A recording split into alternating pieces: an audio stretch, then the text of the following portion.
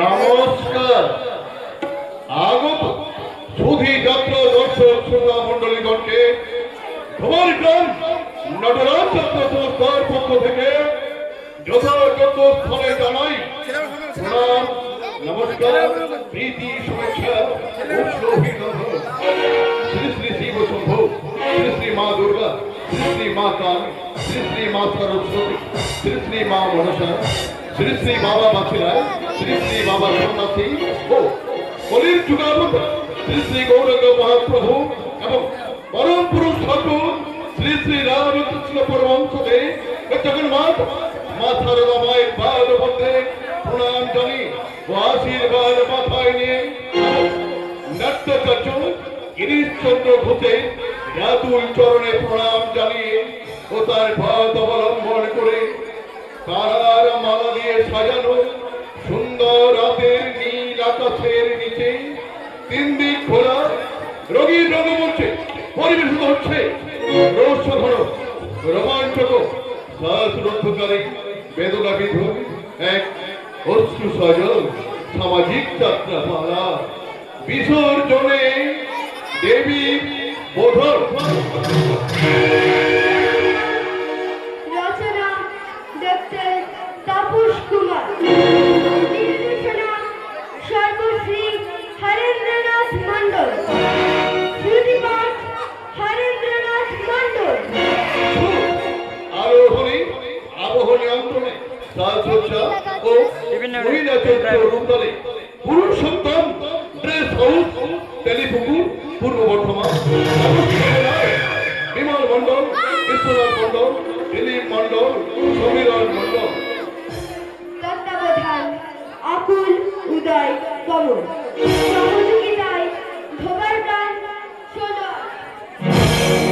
পরিবেশনায় তোমার গ্রাম নটরাজ যাত্রা সংস্থা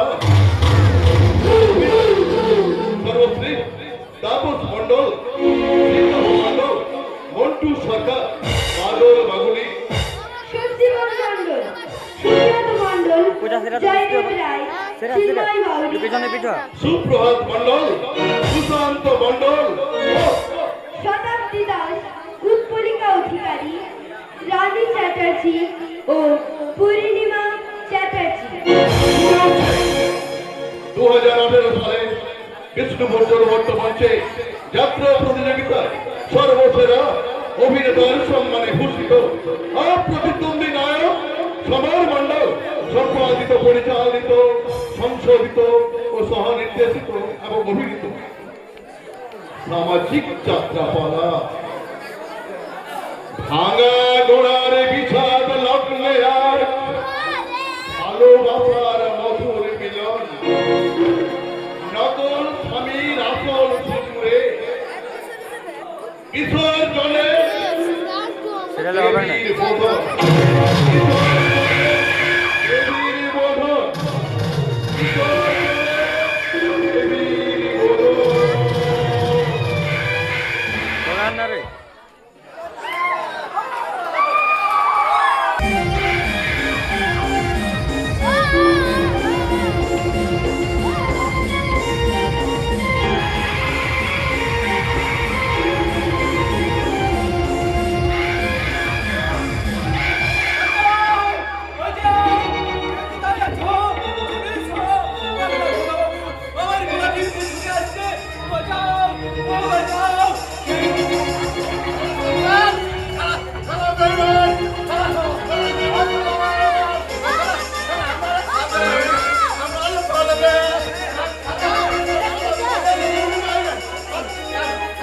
না রে আচ্ছা বড় দুম করে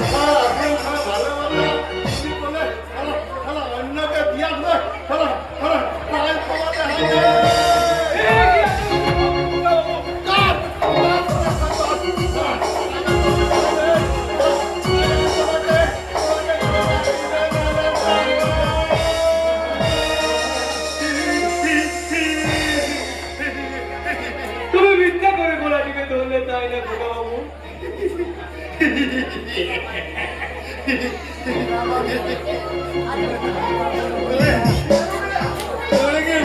লড়ান না রে পুরা লড়ান না তুমি কি বলছো আমি কি তোমাকে মারতে পারি? আমি তো তোমার অভিনয় করে দেখালাম গো। অভিনয় হ্যাঁ, অভিনয়। কাল রাতে তুমি পারি বলে কাল রাতে লাগলোতে এই সামাল বললাম নাই যাত্রা পালা দেখেছিলাম। এই যাত্রাপালায় এই সামাল বললো একটা খেলা তেমন করে অভিনয় করছিল না। আমি তাই তুলে দেখালাম। তাই নাকি? আমি কি তোমায় মারতে পারি নন্দদা? তুমি আমায় কত ভালোবাসো না? খোকা বাবু জানো নন্দদা, তুমি জানো আমার মা নেই বলে আমাকে কেউ ভালোবাসে না। আমার বাবা আমাকে ভালোবাসে না। সে বলে আমি নাকি বোকা, আমার বাবা আমার নাকি বুদ্ধি শুদ্ধি কিচ্ছু নাই নেই। খা। কিন্তু তোমার মধ্যে যে শিশুর মতন সহজ সরল একটা মন রয়েছে, তার নাম অনেক গো খোকা বাবু, তার নাম অনেক। অপহরণ করবার কোনো চিন্তা হয় না তো। কেউ কে দেখবে, কেউ কে আপনারা শিখাবে। খোকা বাবু এই তুই শুনতে পাস না? আমাদের তুমি কিন্তু ব্যবহার বাবা। আমি বলা হয় না, একটা মা তো বড় চাকরি করবো, তারপরে তোমার তো দুঃখ কষ্ট জ্বালা যন্ত্রণা অভাব সব ওই দূর করে দেবো। তার জন্য যে অনেক লেখাপড়া শিখতে হয়। আমি নিজে শিক্ষক হলেও তোকে আমি বর্ণ পরিচয়টা শেখাতে পারিনি। তাহলে আমি কি করবো গো? হ্যাঁ বলে বলতে আমি বললাম ওই থামাল বলনা নাইতে ওই তালগুলো যাত্রাপালা দলাতে ওখানে আমি অভিনয়ের চাকরি করবো। তারপরে সব দুঃখ কষ্ট সব দূর হয়ে যাবে। আপনি গেল দাদা, দেখাও কেমন করে সেই পাগলাটা আর বাবা মায়ের পুজো করছিল। কেমন করে দেখা বলে ভাই, আমাদের যে মা নেই। মানে তো কি হয়েছে? আমাদের তো বাবা রয়েছে। কিন্তু আমাদের মায়ের মতো ভালোবাসে না রে ভাই। তুমি কি বলছো খোকা বাবু? তুমি বলো না কথা, তুমি বলো মায়ের অভাব কি পূর্ণ করা যায় না। খোকা যার মানে তাহলে পৃথিবীতে কেউ নেই। মায়ের জন্য আজও তুই কাঁদছিস ছোট বাবা? দিদি তো বাবা, আমি কাঁদিনি। আমার আজ মায়ের কথা বাক্য মনে পড়তে আমার মাথায় ছোটবেলায় ওই একাতে তাদের দিকে তাকিয়ে বলতো আয় আয় চানা মামা, আমার কপালে টিভি দিয়ে দা। আর বলতো আমাকে ঘুম পাওয়ানি গান গে আমার মা আমাকে ঘুম পালাতো। বলতো কথা ঘুমালো পালা ঘুমালো বলি কি এলো দেবে বুলবুলিতে দানে খেয়েছে খানা দেবো দাদা বাবা।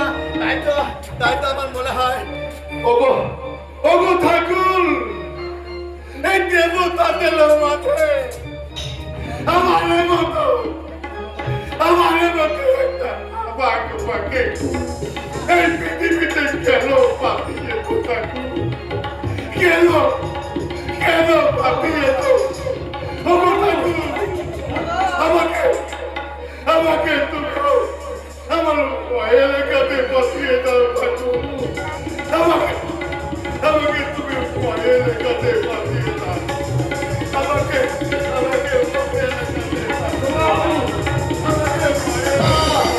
তবে আমার অদৃষ্টে নন্দ, নইলে পূর্ণব্রত তোমার চ্যানেল হিসেবে আজ সব কিছু এভাবে উলটপালট হয়ে যায়।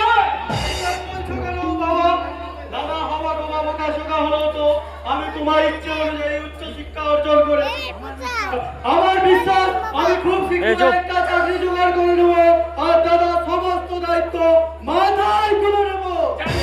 জানি তুই ওই হবা ছেলেটার দায়িত্ব তুই পারি, কিন্তু সে আমার একমাত্র হতভাগী বোনটা আমার মান সম্মান সবকিছু পথের ধুলায় মিশিয়ে দিয়ে আমার মাথার সবার কাছে নত করে দিয়েছে।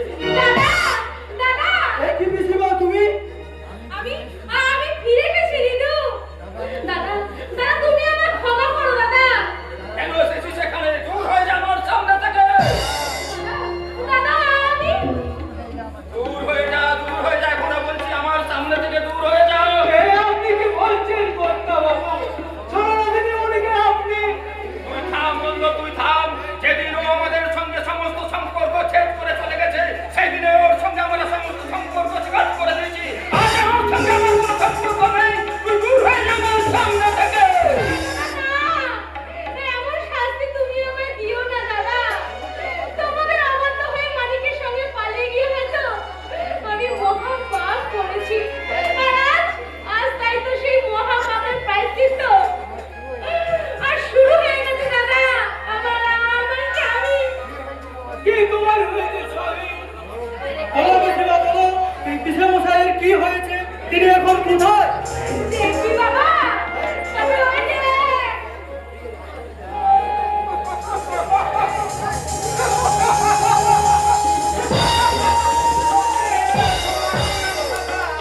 আমারে ক্ষমা করেন। আমি আপনাকে বাইরের অনেক বড় করে তৈরি দিয়েছি দাদা। পারলে আমারে মাফ করেন দাদা, পারলে আমারে মাফ করেন। এ কি বলে? এ তোমার কি হয়েছে? ওর পক্ষাঘাত হয়েছে দাদা। এই অবস্থায় তুমি যদি আমাদের আশ্রয় না দাও দাদা, তাহলে যে আমরা না খেতে পেয়ে মরে যাবো দাদা। চলো না। ওদের আশ্রয় দেবে বাবা, তুমি ওদের আশ্রয় দেবে। হৃদয় দেব। আবেগের কাছে আজ আমার অভিমান হেরে গেছে। তাই তো আমার মান অভিমান সবকিছু জলাঞ্জলি দিয়ে ওদের সমস্ত কিছু কাজ কোনো ক্ষমা করে ওদের শুধু আজ আমি আশ্রয় দিলাম না, হৃদয়। ওদের শুধু আজ আমি আশ্রয় দিলাম না, ওদের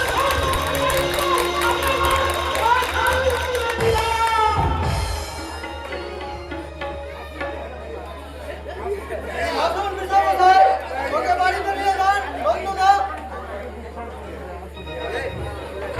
পিসেমশাই, এনে আমি কর্তা বাবুর ঘরে গিয়ে বসো। চলো না দিদিমণি, আমি তোমাদের খাবারের ব্যবস্থা করছি। আমি তোমাদের খাবারের ব্যবস্থা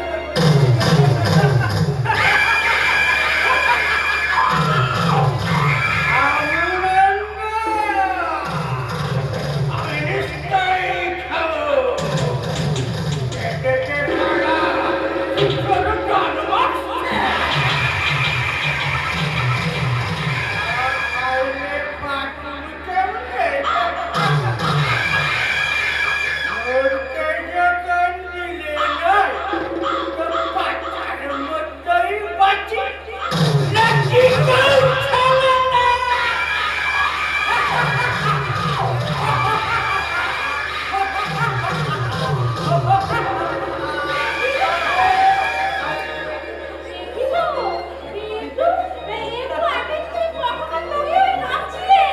তোমার মুখ থেকে তো ঠিক মতো কথা পর্যন্ত বেরোচ্ছিল না।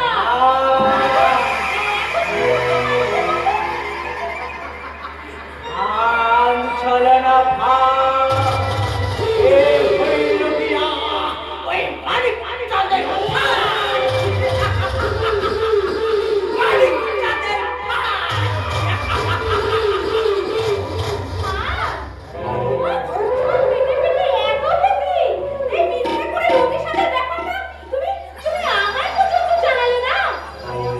মাইয়া মানুষের পেট বড় পাতলা চলে না।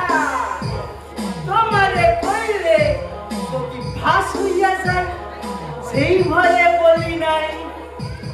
মোরা খোলা জলে ফেলবো জাল, আর সেই জালেতে পড়বে ধরা রাঘব পোয়ার। ওরা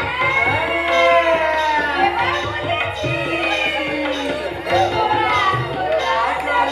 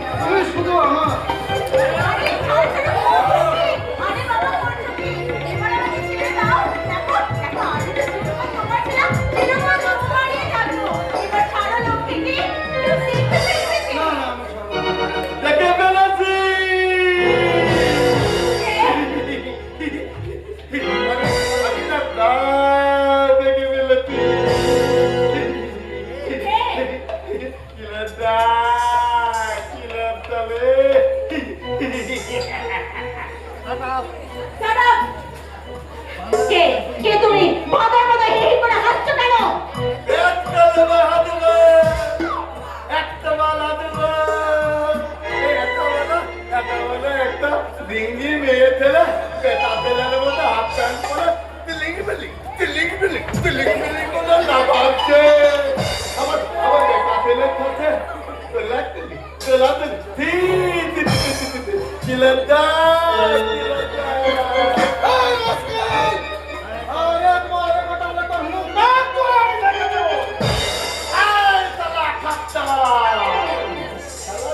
ছেলে হয়ে মেয়ে ছেলের সাথে ব্যাডমিন্টনে খেলা দিয়ে যাবো।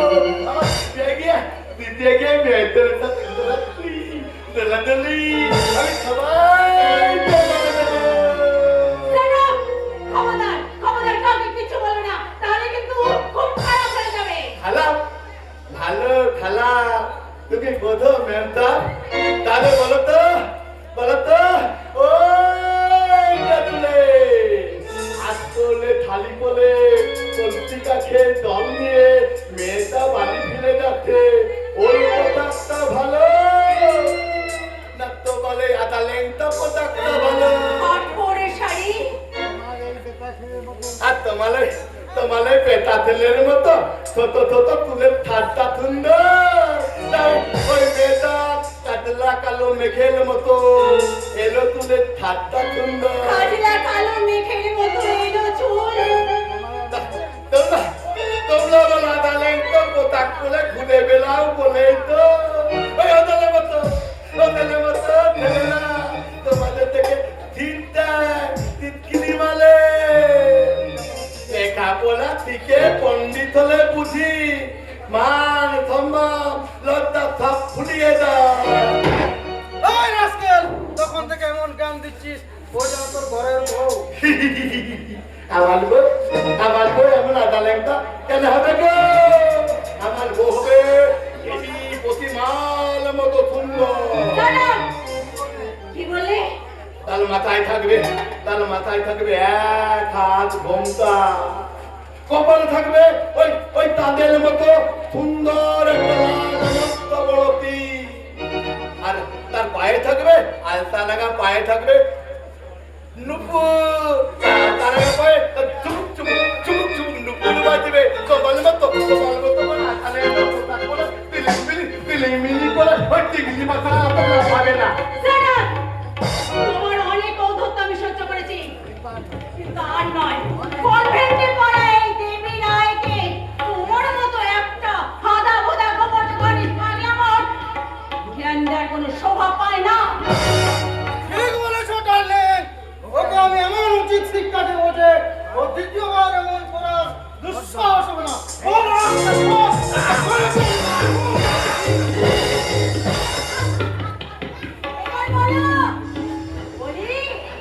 এবার বলো কোনটা ভালো, তোমার ওই লেকচারগুলো আর নাকি এই লেকচারের পুরস্কারগুলো?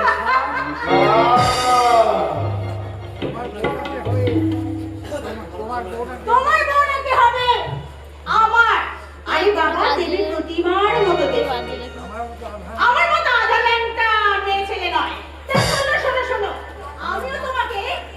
আমিও তোমাকে বলছি শোনো, আমার ঘর তোমার মতোই হাঁদা ভোদা গোবর গণের সাথে না। আমার ঘর হবে একেবারে ময়ূর ছাড়া কার্তিকের মতো। দারুণ বলেছো। তোমার বড্ড অহংকার, তাই না ম্যাম সাহেব? তোমাকে আমি ওই কার্তিককে নিয়ে আর কালার কীর্তি করতে দেব না। এই গোবর গণেশ সবাই কালি করে দেবে।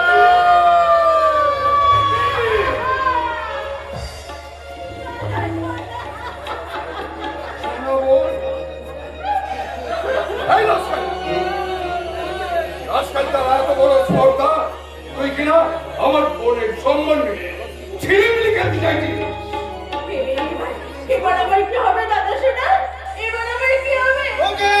ওকে পুলিশে দিন স্যার। কিন্তু কি বললে? হ্যাঁ ঠিক বলেছ, পুলিশে ওকে।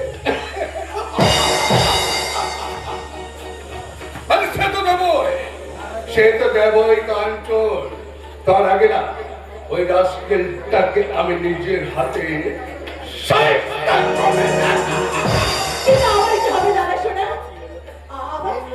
আমি এই লজ্জা কেমন করে ডাকবো দাদা শোনা, কেমন করে ডাকবো? এই কলঙ্ক মেনে নিয়ে ওই কাঞ্চন যদি আমাকে বিয়ে করতে গ্রহণ করতে রাজি না হয়, কলঙ্ক ভক্ত কেন দেবী? ওটা তো সামান্য পাগলের পাগলামি। ওটা মুছে নিলেই তো সব সমস্যা মিটে যাবে। মিটবে না, মিটবে না, মিটবে না। ওকে তো আমি রক্তের ফিমেল বলে ওকে আমি ভোগ করে নিয়েছি। বল, বল রাস্কেল, বল কেন আমার মনের স্মৃতি নোংরা করছিস? বল, বল, বল, বল, বল, বল। এভাবে ছেলেটাকে মারছেন কেন? কি ও। করেছো? কি বললা পূর্ণবস্তা? তোমার ছেলে কি করেছে? ও আপনার ওই খেপা ছেলে আমার বোনের স্মৃতি নোংরা করে আমার বংশের মান সম্মান সবকিছু মাটির সঙ্গে মিশিয়ে দিয়েছে।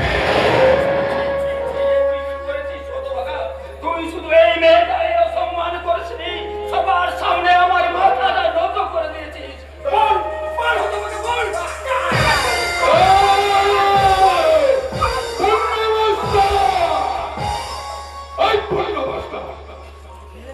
ছেলেকে লেলিয়ে দিয়ে এখন সালা ভালো মানুষ হয়েছেন।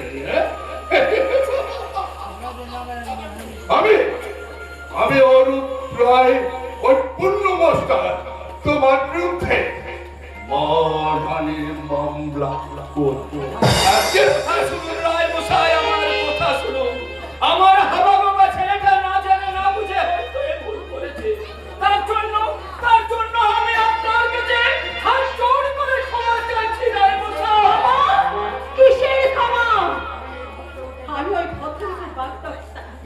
কিন্তু আজকের এই ঘটনার জন্য ওই মানুষটা যদি আমাকে আমার এই কলঙ্ক মেনে না নিয়ে গ্রহণ করতে রাজি হয়, তখন আমি কি করবো?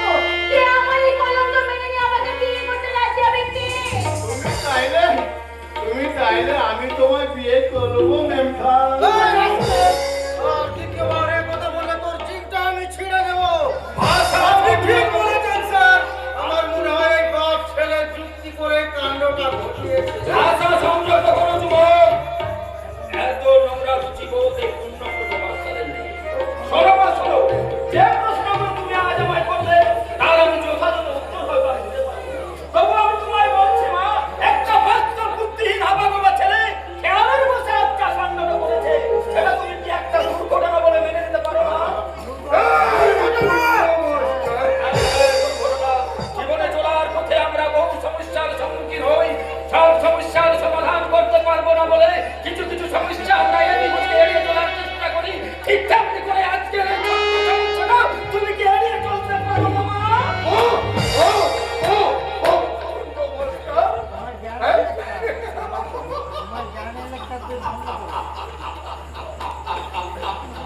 আরে পূর্ণবস্তা, তোমার ওই জ্ঞানের লেকচারটা তুমি বন্ধ করো। তোমার ছেলে যে অন্যায় করেছে তার শাস্তি তাকে পেতে হবে। শাস্তি? শাস্তি ওই ওকে পুলিশে দিন। নয়তো